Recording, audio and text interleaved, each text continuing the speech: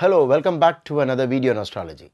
In this video, I am going to discuss the controversies revolving around Rahu or Ketu or Rahu and Ketu. In Brihat Parashara Horashastra, which is claimed to be around 5000 years old, Maharshi Parashara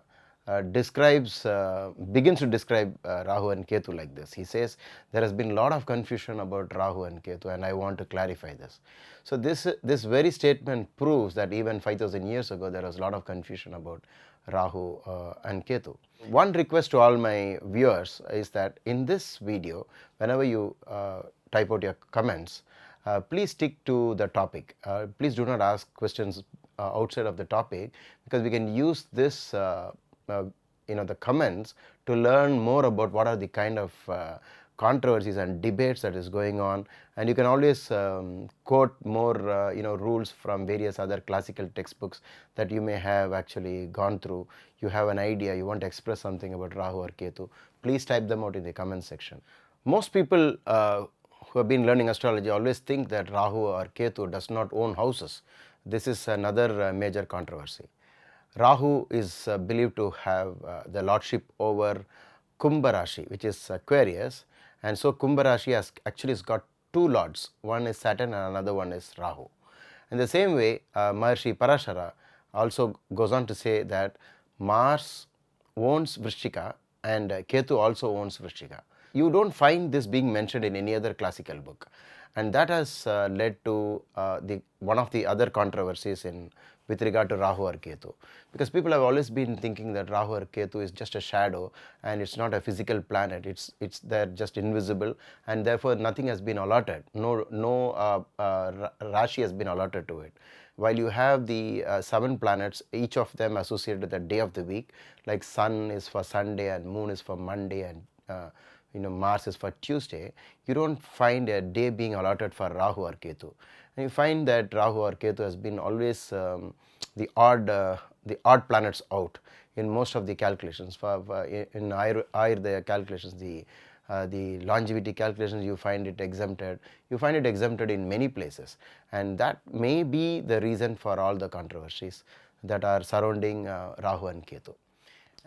When you look at Rahu or Ketu, you will also find that the effects are not continuous, and it doesn't remain the same. For example, while describing Rahu Dasha, Mahadasha, Brihat Parashara Horashastra says, let's say if Rahu is in the 12th house and you have a Rahu Dasha going on 18 years, he doesn't say the full 18 years is bad.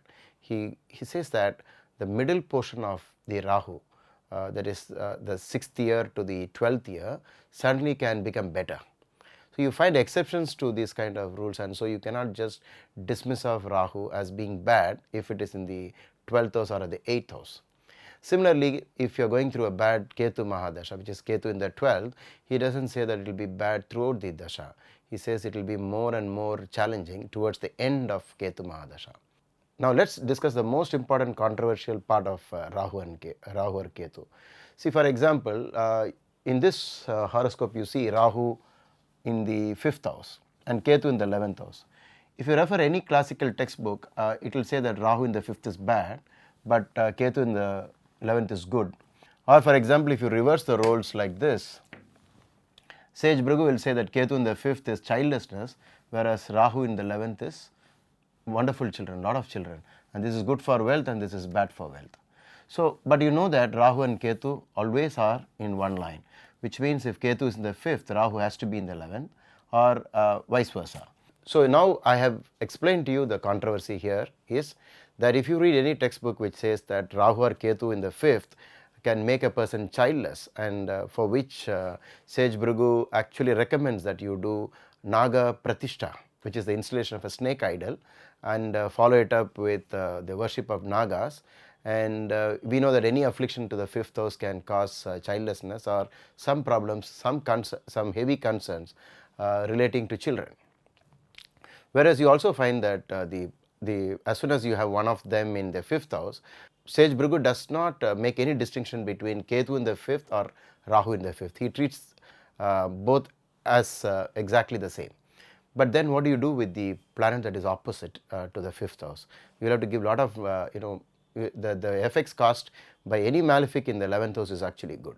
When we look at what Sage Bhrigu has to say about Rahu or Ketu being in the fifth house, he says that there will be no children, which you will find in many cases that whenever Rahu or Ketu occupies the fifth house, there has been instances of childlessness. You find that when Rahu is in the fifth, people do have children, but as the children start growing up, there seems to be a lot of extraordinary concerns with the children. So this really proves that Rahu is a disturbing planet whenever it is in the fifth house. But we also know that the fifth house is the house of creativity, creation. Because the fifth house is whatever you can create, and we create a lot of things: imagination, creativity, games, sports, entertainment, gambling, the desires. Actually, you can see that the fifth house is a house of intelligence, and the 11th house is bang opposite to it, just straight opposite to it, and that house is the house of desires, the fulfillment of desires. So you see that the 5th and 11th are interconnected, which can easily be understood by the Rahu Ketu axis. Once one of them falls in the 5th, it covers the other house, the 11th house, or the 11th house, Rahu by Ketu being in the 11th gets connected. You can always say that the 5th house is the cause of desire, which is your thoughts, your mind, your addictions, and the 11th house is the result of that. So you enjoy, you fulfill your desire. So it's basically connected. And if desires, like the Lord Buddha says, that the desires cause that leads to worry, you will also find that any fifth house affliction can lead to lot of worries also. So if you look at what Sage Bhrigu says about Rahu or Ketu being in the fifth house, he says that the person can be childless, and then he says they can suffer the wrath of the king, and suffer from vata diseases, and always find that they are in the wrong place. They are not happy with wherever they are, and they can do certain things that is within quotes coming under the sins. They can do sinful actions, and so you find that Rahu or Ketu, whenever it occupies the fifth house, many people have got into smoking. I found many, average number of cigarettes per day is usually 30 to 40, and they also drink a lot, and if both these habits are not there, they might actually take to drugs. Some of them take the drugs in such a way that nobody even notices. It might be part of the the medicines. That can also happen. And then you also find that people are so much addicted to games and sports, and they spend a lot of time on it. Some of them are always in the share market and always looking at the stocks going up and down, and all that. So they're always in the mind. And some people who have this combination will be very good at chanting mantras. They keep telling the same thing again and again. It is, in one way or the other, it is actually an addiction, the clinging that is associated with Rahu and Ketu, and they seem to be really working very well if they are on the 5th and 11th axis. If you do a research on sports people who are in the field of imagination, creation, and let's say animation or graphics, anything to do with extraordinary research, calculations, share market, all these things, you will find that Rahu or Ketu is usually on the 511 axis. But coming back to the controversy, I would like to tell you that it's only if you dwell deeper into this combination, you will find a lot more than what just Rahu or Ketu will tell you if it is in the 5th and 11th. The controversies can be actually sorted out if you know how to go further and clarify these things from the horoscope. You need to find out which of these two houses is more afflicted. For example, if the Lord of this house is in this house, which is house number 6, then you know this house was given by Mars to Ketu. Okay, Ketu is the tenant and Mars is the owner of this house, the 5th house of children. And because Ketu is an abortive planet, Ketu in the 5th can be actually more harmful than Rahu in the 5th. So if you want to find that if this house is afflicted or this house is afflicted, then you can always use this idea that find out the lord of the fifth house. Now this, in this case it is Mars, and then you find if Mars is in the sixth house, which separately if you refer Brihad Parashara Avara Shastra, you will get a reading that if the fifth lord occupies the sixth house, there will be great trouble and anxiety with children, in which case you can be very sure that this Ketu is going to be harmful. And then you need not consider that Rahu in the 11th is capable of blessing the person with children and wealth. Now, if the lord of the 11th is with Rahu, in which case Venus, the effect of Venus will be fully on Rahu. Now, this can actually contradict this result, whatever is here, because this might be that in the beginning portions of their life there was childlessness, infertility problems, and then they went to doctors and then they cured it because of this. So, the controversy is not within the planets, it is only because we have not understood what Rahu and Ketu, or how to read the results of Rahu and Ketu. Now, suppose if this Venus were to be in this house, which is the 12th house, then you get a totally different result, because now you see that Rahu in the 11th, which is believed to give a lot of wonderful children and also wealth, might actually be harmed because the dispositor, the owner of this sign, is actually in the house of loss. So, by using more rules in astrology, you can actually come out of the controversy. The controversy is because we have not yet understood the Rahu and Ketu so well. One of the main reasons for controversies in astrology, leave alone Rahu Ketu controversy, is that astrologers always look at perfection in astrology.